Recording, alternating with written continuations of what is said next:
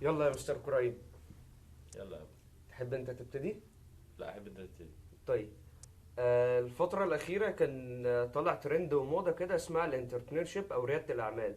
أول حاجة أنا ما بحبش الترجمة العربية بتاعتها.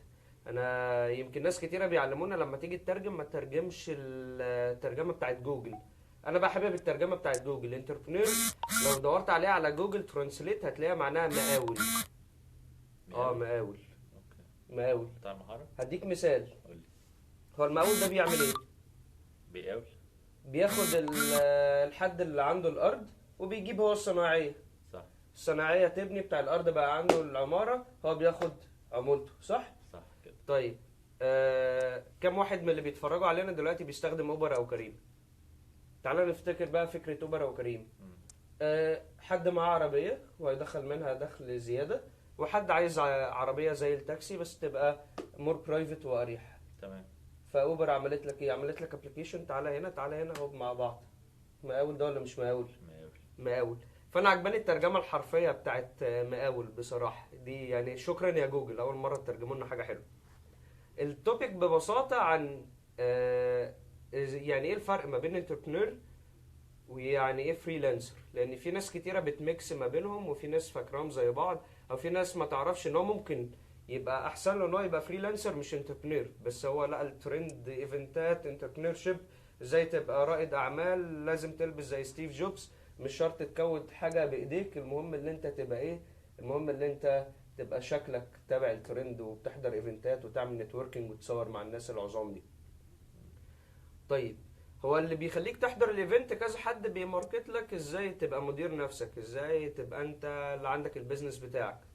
اول حاجه مش هقول لك اللي احنا لازم كلنا نبقى انتربرينورز، ومش هقول لك اللي احنا لازم كلنا نبقى الفيديو قطع. فريلانسرز. الفيديو قطع. ليه كده؟ الفيديو زند. عايز نصوره خلاص بدل لايف. هو شغال. فعلا. شايفيننا؟ حد شايفنا؟ انتوا شايفيننا اهو. اه فعلا. اوكي. معلش ناسف على العطل ده، كرايم عشان بيتابع لايف قلنا له حضرتك تقفل القناه قبل ما اتكلمنا، فهو بيتابع معانا. ماشي، قال لي الفيديو زندت. ماشي قشطه. معلش هنكمل. طيب. كل حاجة وليها زبونها. يعني في واحد ما يصلحش انه يشتغل عند حد، وممكن يشتغل مع نفسه او بيشتغل هو اللي يرن البيزنس بتاعه. في واحد ما ينفعش يرن البيزنس بتاعه، لا ينفع يشتغل عند حد. في واحد ما ينفعش غير انه يشتغل عند حد او في شركة او في كيان. فكل حاجة وليها زبونها. السيشن النهارده يا استاذ كرايم ببساطة سيشن. اوكي. اللايف سيشن اللايف سيشن. عن الفرق ما بين الفريلانسر والانتربرينور. الاتنين هم مديرين نفسهم فعلا. طيب خلينا سريعا كده، انا احمد مسلحي، احمد كريم. احنا اللي هنديكوا السيشن دي. انا اشتغلت موظف، شغال فريلانسر في اكتر من حاجه، اشهرها فريلانس ترينر، وانتربرينور عندي البيزنس الخاص بتاعي اللي هي شركه هايرد. تمام. دكتور احمد كريم اشتغل موظف ومعيد في الاكاديميه البحريه، هو فريلانس ترينر معايا وفي نفس الوقت كو فاوندر لكذا ستارت اب. تمام. فاحنا هنتكلم على يا ترى انت لو عايز انت اللي تمانج نفسك، انت اللي تدير نفسك. وباي ذا واي دي اخطر من ان يبقى عليك مدير فوق دماغك. معظم الناس الموظفين كارهين ان في مدير فوق دماغهم.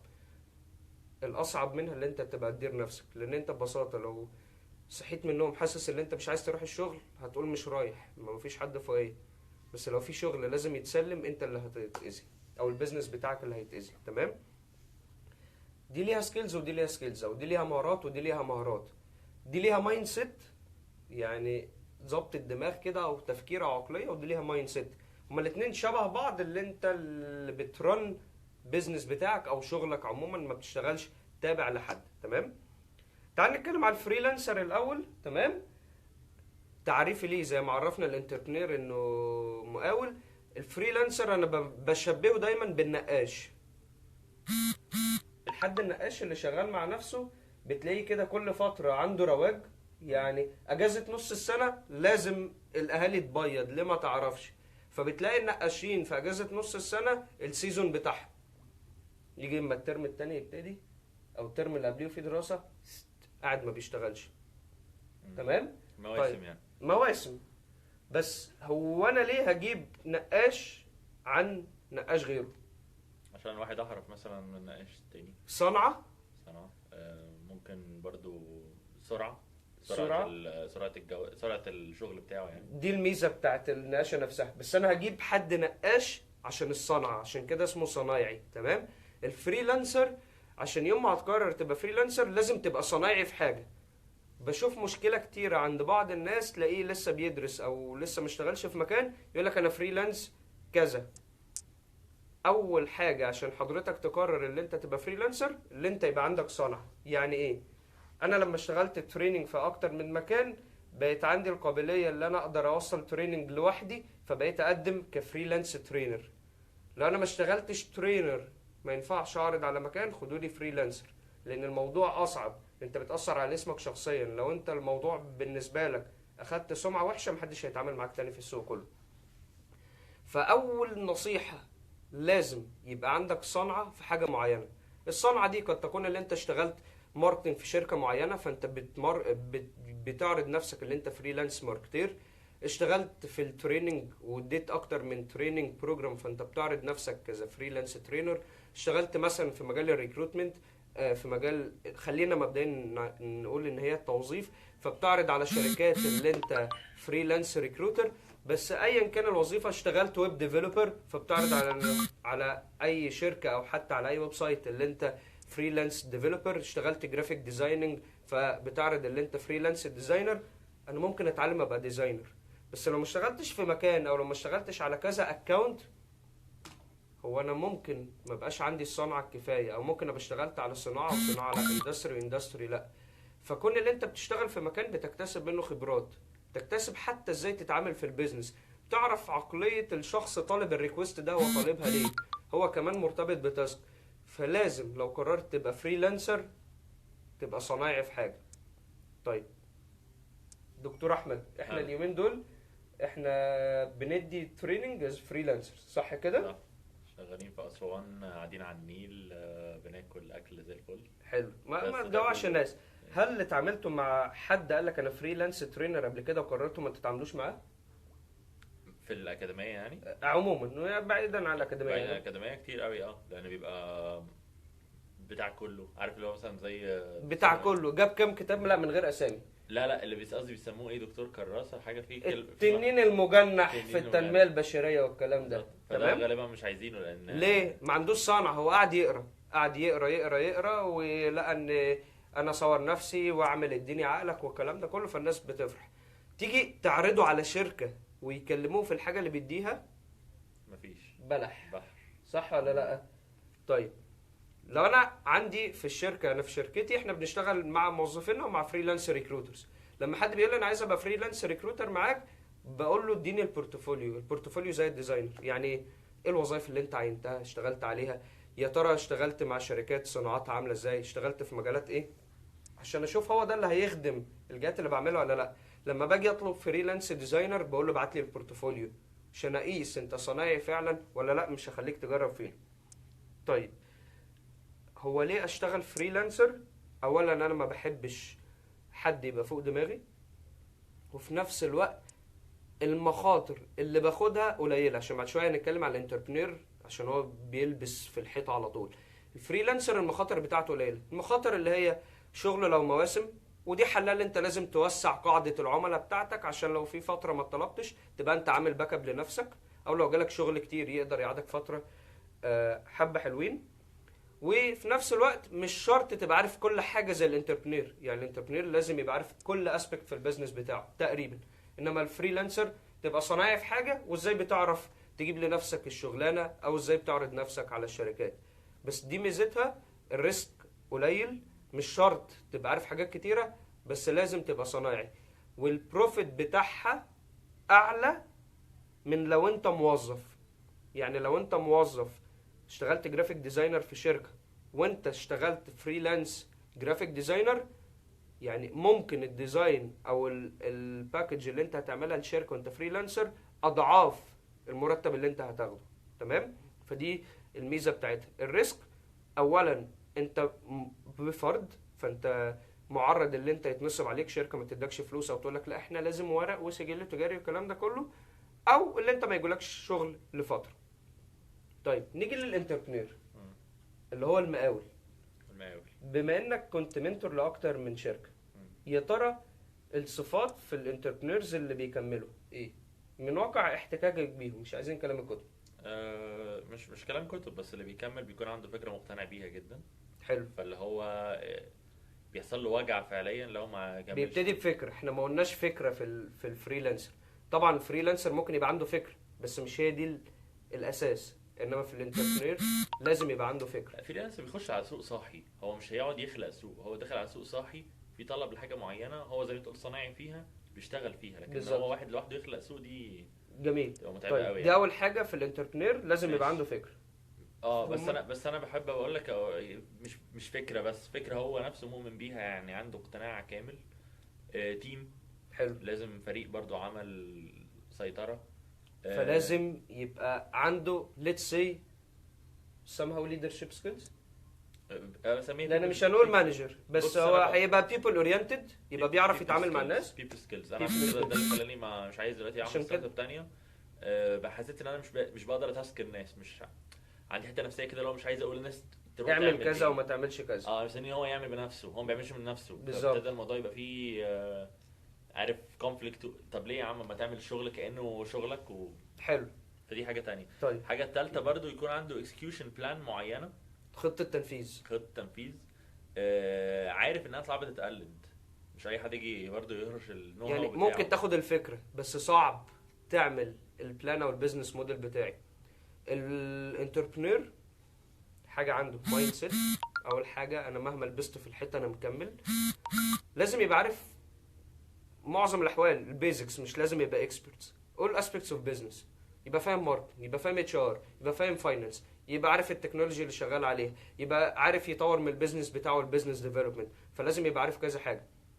حته بقى مدير وقائد والكلام ده كله من الاخر عارف يوظف الناس اللي تحتيه. يعني كرايم قال لك ان دي مشكله من اللي قبلتي، فسيبك لتعريف مدير قائد الكلام ده كله. لازم يبقى عارف يوظف الناس اللي تحتيه.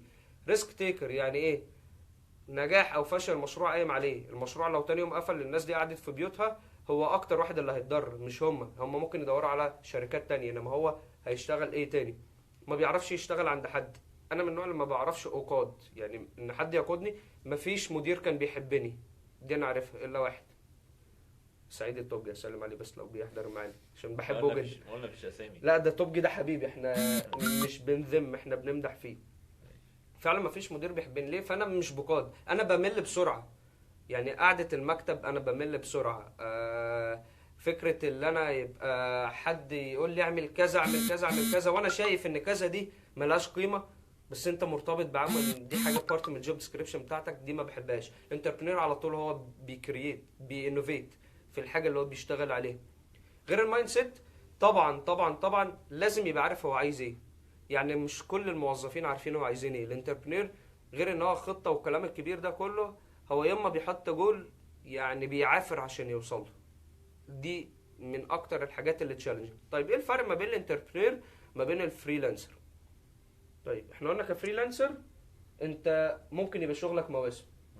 الحل بتاعها عشان ما نديش بس كلام، ان انت توسع قاعده العملاء بتاعتك. طيب الانتربرينور برضه شغلك مواسم، بس انت حلها انك مش مواسم. انت ما تشتغلش على برودكت واحد. يعني لو انت فوكسد على برودكت واحد لازم يبقى فيه اكتر من ريفينيو ستريم، كذا مصدر ربح وكذا مصدر دخل. تمام؟ دي حاجه. طيب الفريلانسر الريسك بتاعه قليل لو هيتنصب عليه. الانتربرينور الريسك بتاعه اعلى لو شركه مش هتقدر توفي التزاماتها الماليه معاه او توفي النيدز بتاعته، وهو لسه حد بيطلع في السوق، فبرضه ما بيبقاش شغله قوي. الفريلانسر صنايعي في حاجه واحده او حاجتين. الانتربرينور لازم يبقى عارف اكتر من حاجه. طيب هو انا امتى ابقى فريلانسر او ابقى انتربرينور، او انا اقرر دي او اقرر دي؟ هو اول حاجه لما حد بيسالني انا عايز ابقى كذا وانا ايه اللي ينفع لي، طبعا انا خير مثال بالنسبه لي التجربه خير دليل. طبعا ما لازم تبقى عارف البرسوناليتي بتاعتك، الشخصيه بتاعتك. بس بعض الناس اللي ما بيحبش حد يقوده بيقول انا هفتح بيزنس بتاعي ما بيكملش. يمكن سبب منها ان هي مش هقول بس اداره الافراد، انما اداره الموارد اللي تحتيه. الانتربرينور بيمانج ريسورسز 4 انواع. في فيزيكال ريسورسز اللي هي زي مكاتب، زي ايجار، زي كراسي، الكلام ده كله.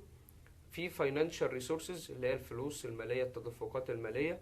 في intellectual resources الحاجات بقى الفكريه والسيستمز والكلام ده، وان هو يبقى عنده ممكن لو عنده براءه اختراع، واخد فرانشايز لوجو معين، الكلام ده كله. وفي اخر حاجه الهيومن ريسورسز. فالانتربرينور لازم يمانج الريسورسز كلها. فريلانسر وانا مش شرط اصلا اكلف حاجه، لو انا فريلانسر انا بشتغل على طول، اخري هكلف ايه؟ انترنت، موبايل. يعني ده لو احنا بنتكلم على حاجه بسيطه واقدر اعملها. في اكتر من ويب سايت يخدمك كفريلانسر، زي freelancer.com، زي اب وورك، زي جورو، الكلام ده كله. فتقدر ان انت كمان يجي لك شغل من عليه. الانتربرينور هو اللي بيجيب الشغل لنفسه، هو اللي بيكرييت اوبورتيونيتيز. تمام؟ فده الفرق ما بين الاثنين ببساطه. مش شرط اللي انت لو عايز حد ما بقاش فوق دماغك اللي انت تفتح بيزنس. لو انت ما فهمتش كل حلقه في البيزنس ماشيه ازاي، لو انت ما عرفتش تمانج الريسورسز اللي تحتيك، او الريسورسز مش متوفره، مش هقول طبعا لازم يبقى معاك كل الريسورسز، بس يعني معاكش البيزكس اللي تبدا بيه. وعلى الناحيه التانية انت لعيب في حته وتقدر بأقل الريسورسز اشتغل.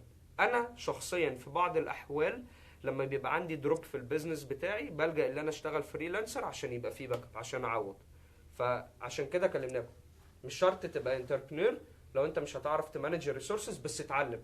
كل سكيل كان بي اكوايرد، بس في المقابل تقدر تبقى فريلانسر. بس ما تقولش على نفسك فريلانسر لو انت مش صنايعي في حاجه. يعني ايه؟ يعني ما تجيش تكتب جنب اسمك انا ترينر، انا ديزاينر، انا كذا، وانت ما عندكش الحته دي. لو انت ما عندكش سابقه اعمال، ما عندكش خبره حقيقيه، برضو ما تقولش انا فريلانسر. الخلاصه، لو انت مش عايز حد يديرك، يا اما انت تفتح البيزنس بتاعك، يا اما تشتغل مع نفسك. مش حابب اللي انت تدير ناس، مش حابب تدير تدفقات ماليه، مش حابب تدير ريسورسز عموما، بس انت لعيب في حاجه، اشتغل فريلانسر. انت حابب التشالنج بتاع البيزنس وكل يوم تقابل جديد وكل يوم تاخد في وشك وتقوم، وبتحب تاخد الريسك وتتعلم اكتر وتاخد ريسك اكتر وتتعلم اكتر، خليك انتربرينور. وده الفرق ما بين الاثنين. طيب عايز اسالك سؤال او سؤالين بسرعه. احنا كنا عايزين نختم عشان الناس زهقت يا دكتور. ما سؤال بس سريع، انت ازاي بتمانج بين ان انت عندك شركه وان انت فريلانسر، وانت خريج ايه، وايه الحاجه اللي خلتك تبقى مبدع في اللي انت بتعمله از فريلانسر؟ بلاش خليك ايه، تمام؟ مش هي دي القصه. طيب ازاي بمانج الشركه وازاي في نفس الوقت فريلانسر؟ من اول الغلطات اللي كانت عندي في اول بداياتي وانا بران بيزنس، الوان مان شو، اللي انا كنت عايز اعمل كل حاجه بنفسي. فدي كانت غلطه. فحلها دلوقتي بسيط جدا في كلمه واحده، ديليجيشن، تفويض. يعني انا دلوقتي لو معايا ستاف او معايا تيم، بأساين عليه التاسكس وهم بيشتغلوا، تمام؟ وفي نفس الوقت انا بشتغل فريلانسر، فالبيزنس قائم وفي نفس الوقت انا شغال الفريلانسر. اوكي. طيب بما ان النهارده طالع سنيد الصراحه ما قلتش غير جملتين، فعايزين نسال الناس ايه التوبيك اللي يحبوا يتكلموا عليه بكره. انا حابب اتكلم على بكره اخر ليله لينا في اسوان، واحنا حابين واحنا في المود الجميل ده نديكم حاجات حلوه، وان دكتور كرايم معانا، فعايزين نظبطه. دكتور كرايم اكسبرت في ايه؟ في الماركتنج، في الانتربرينورشيب، سامهاو فريلانسنج، صح كده؟ في التريننج، وممكن نتكلم برضو على الامبلويمنت وعلى الكارير. ابعتوا لنا في الكومنتس اللي على الفيديو، وهنشوف بكره معظم الناس محتاجه ايه وهنعملها. حاجه اخيره للناس اللي بتبعت لي تحديات وان هم يستقيلوا، لسه جاي لي قبل ما اطلع الفيديو ده مسج، انا بشكرك ان خليتني استقيل. فبفكر يعني كل حد ليه ريكويست عايز يستقيل او عايز مش يستقيل، عايز ينقل من نقطه هو مش حاببها لنقطه هو حاببها، نعملها.